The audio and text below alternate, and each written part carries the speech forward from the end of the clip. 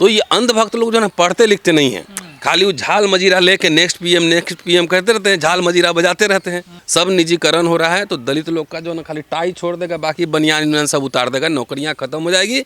हुआ हुआ हुआ हुआ हुआ हुआ झाल मजीरा लेके करते रहना। जिनको लगता है अम्बेडकर नामा पे कटाक्ष करते, किसी को न्योता नहीं अम्बेडकर नामा देता है कि आइए सुनिए, सुनना है सुनिए, ना घर में रहिए। अगर जिन लोगों को भी दिक्कत है, मुझसे, रतनलाल सर से, अन्य किसी से, कि ये लोग बसपा के खिलाफ बोल रहे हैं, बसपा के खिलाफ नहीं बोल रहे हैं। जो आने वाले 10 साल के बाद, 20 साल के बाद ये आवाज़ आएगी, ये कहेगी यार उस समय रतनलाल और राहुल नागपाल बोल रहे थे, तो शायद अगर हमने उस समय उनकी बात मान ली होती तो पार्टी बच जाती। मैं एक साधारण सा शिक्षक हूँ और मैं इतना बड़ा आदमी हो गया हूँ, मुझे पता नहीं कि मेरे समीक्षा करने पर बड़े बड़े पार्टी में हलचल मच जाती है। तो सबसे पहले आपका शुक्रिया कि आप मुझे ये बात बता रहे हैं, मुझे ये पता नहीं था। राष्ट्रीय पार्टी में, हाँ, राष्ट्रीय पार्टी में हलचल मच जाए तो कोई गौर से सुनता नहीं। ये राहुल नागपाल हैं, कवि हैं, प्रोफेशनल कवि हैं। मैं इतिहास पढ़ता हूँ, इतिहास पढ़ाता हूँ, इतिहास का छात्र हूँ, इतिहास किताबें लिखता हूँ। तो हम लोग का क्या काम है, ये जाएँ तो प्रशस्ति गान करें, जब मोदी जी की प्रशस्ति, राहुल की प्रशस्ति, इसकी सबका प्रशस्ति गान करना कवि का काम है। वो कटाक्ष भी करेगा, तंज भी करेगा, मजाक भी करेगा। तो उसी तरह इतिहासकार का काम जो है ना, वो झाल मजीरा लेके हुआ हुआ हुआ हुआ करना नहीं है। हम किसी पार्टी पर नहीं बोलते हैं, और जो हम बोलते हैं पेज नंबर के साथ बोलते हैं। मैं इतिहास का छात्र हूँ, मैं समीक्षा में करूँगा। नहीं तो यहाँ कल तो अठावले वहाँ बोले कि मैं बाबा साहब का उत्तराधिकारी हूँ, जीतन राम मांझी बोले मैं बाबा साहब का उत्तराधिकारी हूँ, फिर चिराग पासवान बोले मैं बाबा साहब का उत्तराधिकारी हूँ। तो मेरा क्या काम है, हुआ हुआ करना। बसपा ही कह रहे हैं कि प्रोफेसर रतनलाल जो है कांग्रेस की पिच पर खेल रहे हैं। अरे हम बाबा साहब की पिच पे खेल रहे हैं, आप समझिए बात। हम कोई किसी पार्टी का नहीं, हम तो दलित राजनीति की समीक्षा कर रहे हैं, हम बहुजन भी नहीं कर रहे हैं। मैं सिर्फ दलित राजनीति कह रहा हूँ कि मैं बाबा साहब के पिच पे खेल रहा हूँ। मैं एक यूट्यूब पे सुन रहा था, कोई मेरा क्लिपिंग लगा के और समीक्षा कर रहा था कि हम कह रहे हैं कि 40-50 साल में दलितों को नौकरी मिली, यही बात कह रहे हैं ना बार बार, और उन नौकरियां बीजेपी आरएसएस छीन रही हैं, यही बात है। शिक्षा, रोजगार, सब कुछ छीन रही है। तो उसमें वो किसी पार्टी का होगा, कह रहा है कि नहीं, गलत है, कांग्रेस के ज़माने में नहीं नौकरियाँ मिली। ये नौकरी और शिक्षा हमको ज्योतिबा फुले ने दिया और साहू जी महाराज ने दिया। जिसको अकल मति इतनी मारी गई हो, उसको कौन समझा सकता है कि साहू जी महाराज एक कोल्हापुर राजा के राजा थे। उन्होंने शुरुआत की अपने स्टेट में, और फूले साहब ने उन्होंने स्कूल की शुरुआत की। ये दोनों संविधान सभा में थोड़ी थे कि पूरा 15% और 7.5%। उन्होंने एक आइकन, एक रास्ता दिखाया। उस रास्ते पे चलकर बाबा साहब आए तो कॉन्स्टिट्यूशन में वो प्रावधान किए, भारत आज़ाद हुआ। उसके बाद सार्वजनिक संस्थाओं में दलितों को नौकरियाँ मिली। अब आप सुनेंगे कि बाबा साहब को मौका मिला तो बाबा साहब ने ये कर दिया। तो उनसे पूछो कि बाबा साहब को मौका कैसे मिला। अरे पढ़ लो यार, पेज नंबर भाषण में रोज़ बोल रहा हूँ मैं, लखनऊ का भाषण ही पढ़ लो, मौका कैसे मिला, क्या मिला, कैसे मिला मौका, पहले ये बताओ। तो ये अंधभक्त लोग जो है ना पढ़ते लिखते नहीं हैं, खाली वो झाल मजीरा लेके नेक्स्ट पीएम कहते रहते हैं, झाल मजीरा बजाते रहते हैं। जरा पढ़ो लिखो समझो, बाबा साहब ने क्या, मैंने हर समय पेज लेके जाता हूँ ना, बिल्कुल, कि 1949 में ये बोला है, 50 में ये बोला है। तो संविधान सभा में अपने चले गए थे, जीत के चले गए थे, कि उनको किसी ने बुलाया था, किसी पार्टी ने बुलाया था कि आइए आप हमारे साथ काम कीजिए। वो कांग्रेस के सरकार में नहीं थे कि नहीं थे, बिल्कुल लॉ मिनिस्टर थे कि नहीं थे। ओ उस 40 साल में जो मिला, हम लोग क्या कह रहे हैं, हम लोग कह रहे हैं कि आरएसएस और भाजपा मनुस्मृति को मानने वाली पार्टी है। और 10 साल में देख लीजिए कितनी, कहाँ नौकरी, रेलवे में वैकेंसी आ रही है, कहाँ वैकेंसी आ रही है बताओ मुझे, बैंक में आ रहा है, सब निजीकरण हो रहा है। तो दलित लोग का जो ना खाली टाई छोड़ देगा, बाकी बनियान सब उतार देगा, नौकरियां खत्म हो जाएगी। हुआ हुआ हुआ हुआ हुआ हुआ झाल मजीरा लेके करते रहना।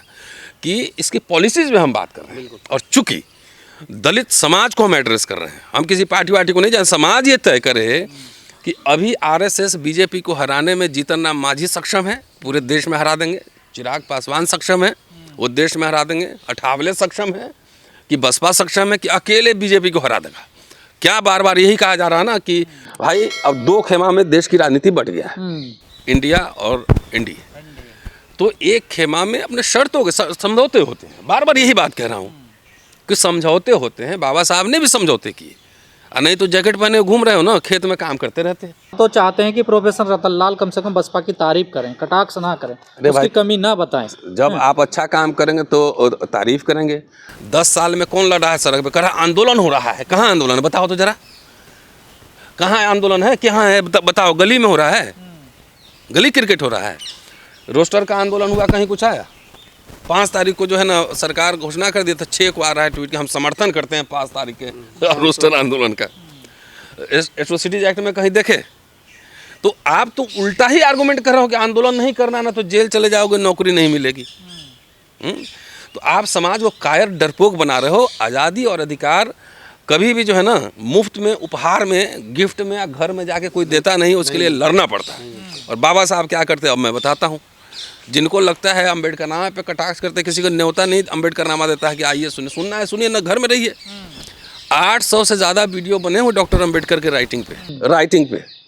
उतना कोई पार्टी वाला हमको बता दे कि उतना कम से कम कुछ लिखा होगा, पढ़ा होगा, किताब लिखा होगा, वीडियो बनाया हो, कुछ भी खाली हुआ करने से हो गया। जी नागपाल जी, आपको भी कहा जा रहा बागी हो गए हैं राहुल नागपाल जी रतनलाल जी की छाया में रहकर। खैर शिक्षकों की छाया मेरी में रहना, छाया में क्या बराबर है।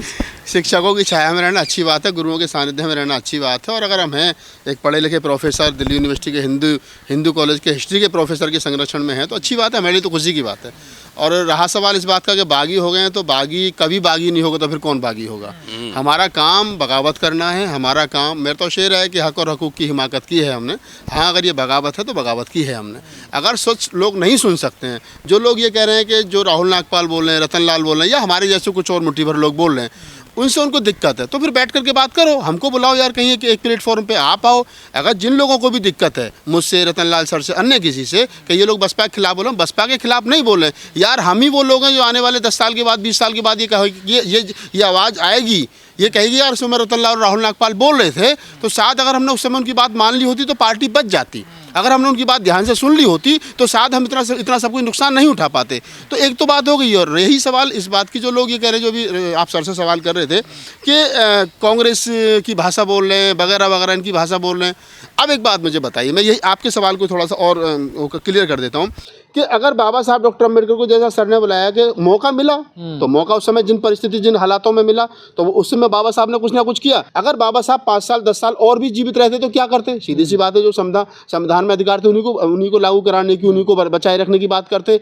उसके बाद में जो लोग ये कह रहे हैं कि इसमें कि जी कांग्रेस ने कुछ नहीं दिया, या फिर कांग्रेस के राज्य शासन में हमें कुछ नहीं मिला, तो ये तो सर ने कितनी बार बता रखा है कि कोट पैंट टाई जो आगे, अगर बाबू जगजीवन राम नहीं होते उस समय पे, उनके द्वारा चाहे बैंक में हो, चाहे आपको रेलवे में हो, चाहे सेना में हो, जो नौकरियां मिली, और आज जो लोग उस समय 10वीं पास लग गए थे, भाई बसपा तो कभी केंद्र की सरकार में रही नहीं, बसपा तो कभी केंद्र में कोई नीति बनाई नहीं। तो जो नीति बाबा साहब डॉक्टर अम्बेडकर के दिए हुए संवैधानिक राइट्स के आधार पर मिली, उनके आधार पर जो नौकरियां मिली, तो कांग्रेस ने दी ना। उस समय एक समय 1997 का रिकॉर्ड है कि लगभग 45 लाख सरकारी कर्मचारी थे। आज कितने रह गए? आज 7-8 लाख रह गए। तो ये जो 30-35 लाख घट गए, इनका हिसाब कौन देगा? कभी इसके लिए कोई आंदोलन हुआ है? कभी सरकार के आंख में आंख डाल करके पूछा गया है कभी नौकरियां क्यों घट रही हैं? तो सवाल वही है गंजर भाई। और फिर एक सवाल और ये निकल करके आता है, अगर मनमोहन सिंह की सरकार को 10 साल तक ये कह करके वो दिया गया, समर्थन दिया गया कि सांप्रदायिक ताकतों को बाहर करने के लिए, सांप्रदायिक ताकतों को रोकने के लिए हम कांग्रेस को समर्थन दे रहे हैं। आपके 21 सांसद थे लोकसभा में, 19 सांसद थे राज्यसभा में, एक समय पर 40 सांसद थे राज्यसभा लोकसभा में बहुजन समाज पार्टी के। आपके 40 सांसदों ने मनमोहन सिंह सरकार को आंख बंद करके समर्थन दिया। बताइए समाज के लिए क्या फायदा हुआ? सवाल खड़ा होता ना। 4 MP बनवाते, लोग काम सीखते, मिनिस्टर बनवाते आप, और फिर नीति बनवाते, बैकलॉग पूरा करवाते समाज के लिए, जो कांग्रेस ने कर दिया। जब तो बसपा ने कोई समर्थन नहीं दिया था। जब बैंकों का राष्ट्रीयकरण करके नौकरी दे दी, कांग्रेस ने सब कुछ कर दिया। आज तुम कांग्रेस को समर्थन दे रहे हो 10 साल तक, और एक ये भी नहीं कह रहे हो कि हमारे लोगों को 2 लाख लोगों को नौकरी दे दो, ये भी नहीं कह रहे हो कि हमारे 4 मिनिस्टर बना दो, ये भी नहीं कह रहे हो कि इस डिपार्टमेंट में का बैकलॉग पूरा कर दो। तो फिर कौन सी सांप्रदायिक ताकतें भाई? जिन सांप्रदायिक ताकतों को रोकने के लिए आप जब समर्थन दे रहे थे, उन्हीं सांप्रदायिक ताकतों को रोकने के लिए आज कह रहे हैं कि कांग्रेस से गठबंधन करो। हम भी तो वही भाषा बोल रहे हैं जो आप 2004 से 2014 तक बोल रहे थे। पार्टी खत्म हो जाएगी। आप ये कहते हैं हमने 2014 से 2004 से 2014 तक बसपा ने मनमोहन सिंह सरकार को इसलिए समर्थन दिया क्योंकि सांप्रदायिक ताकतों को रोकना था, वो हमें नुकसान पहुंचा देंगी। और आज वही सांप्रदायिक ताकतें 2014 से 2024 तक उन्होंने हमारा बेड़ा गर्क कर दिया, आरएसएस और बीजेपी की सरकार ने। अब हम फिर कह रहे हैं, हम बसपा से कह रहे हैं, चिराग पासवान से कह रहे हैं, तेजस्वी यादव से कह रहे हैं, अखिलेश यादव से कह रहे हैं, अकेली बसपा से तो नहीं कह रहे ना, सबसे कह रहे हैं, टारगेट में सब हैं, सबसे रोज कह रहे हैं कि भाई इकट्ठे होकर के चुनाव लड़िए, जो बाबा साहब डॉक्टर अम्बेडकर द्वारा दिए संवैधानिक अधिकार उन्हें बचाइए, इस समाज को लुटने पिटने से बचाइए, इनके अधिकारों को बचाइए। बचेगा तो समाज बचेगा, और समाज बचेगा तो तुम भी बचोगे। ऐसे राजनीति नहीं होती। अगर राजनीति करनी तो राजनीति की पिच पे करनी पड़ेगी। घर में बैठ करके ये कह देना कि नहीं आंदोलन मत करना जेल चले जाओगे, ये काम मत करना जेल चले जाओगे, अभी हमारे अनुकूल समय नहीं है, एक अच्छा सा क्या नाम है चुनाव आयोग आएगा टीएन सेंसन जैसा तो वही भी हम बैन कर देगा, तो तब तक तुम क्या करोगे? भी भुट्टे भी बेचोगे, क्या करोगे तुम? इनको नापुसक बना रहे हो, क्यों बना रहे हो? राहुल, अभी इस समाज को ये भी पता नहीं है कि चुनाव आयोग ईवीएम में कुछ भी नहीं कर सकती है। वो जब तक पीपुल्स रिप्रेजेंटेशन एक्ट पार्लियामेंट से निरस्त नहीं होगा, नया नहीं आएगा, तब तक चुनाव खाली ये प्रेशर डालिए कि वीवीपैट जो है वो काउंटिंग हो पूरा। एक सवाल जो राहुल उठा रहा है वो सोचने समझने की चीज़ है। एक बात बताइए, आपका आरएसएस और भाजपा पे क्या टेक है?